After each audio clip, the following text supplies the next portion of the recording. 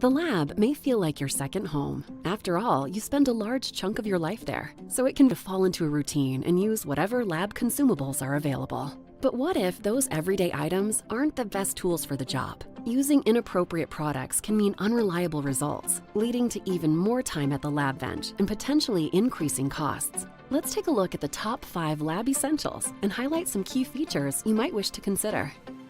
At number 1, it's serological pipettes, like the well-known Corning Stripette products, which are named for their color-coded magnified strip that makes reading volumes easy.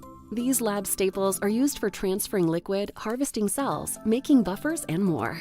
Features that ensure precise liquid delivery include an anti-drip tip, proven volumetric accuracy, and bidirectional graduations that prevent the need for math.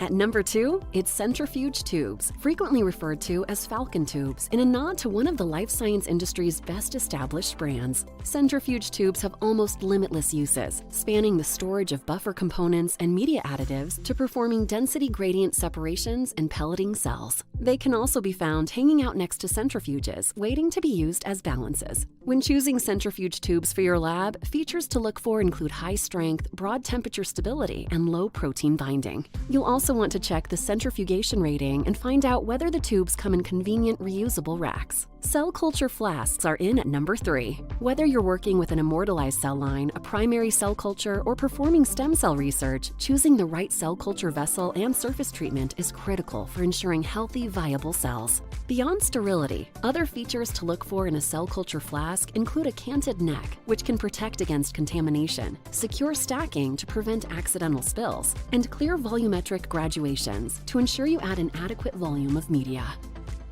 At number 4, it's vacuum filtration units and storage bottles, which are widely used for preparing cell culture media and buffers. During filtration, all systems retain a certain amount of liquid, known as the holdup volume. The larger the holdup volume, the more media and reagents are lost. So that's one feature you'll want to bear in mind. Other things to look for in a vacuum filtration unit are the pore size, membrane type, and ease of use, while the storage bottles should be break-resistant, leak-free, and freezer-safe.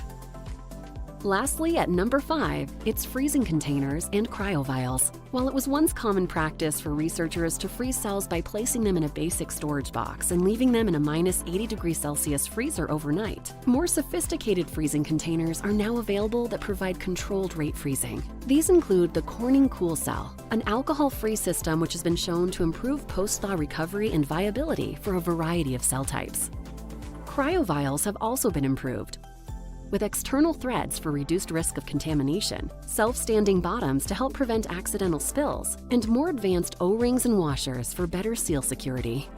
So now you've thought about all of these features, where should you source your lab consumables? To make sure you're able to get what you need when you need it, look for a manufacturer that can offer a global distribution network and assurance of supply. And to safeguard the quality of your research, choose a partner with a long track record of quality and reliability. Finally, with sustainability being key, you'll likely want to identify a manufacturer with environmentally friendly initiatives, such as one offering to recycle your packaging. Corning Life Sciences ticks all of these boxes and more, and can provide any of the lab essentials you need. To find out more, visit corning.com/.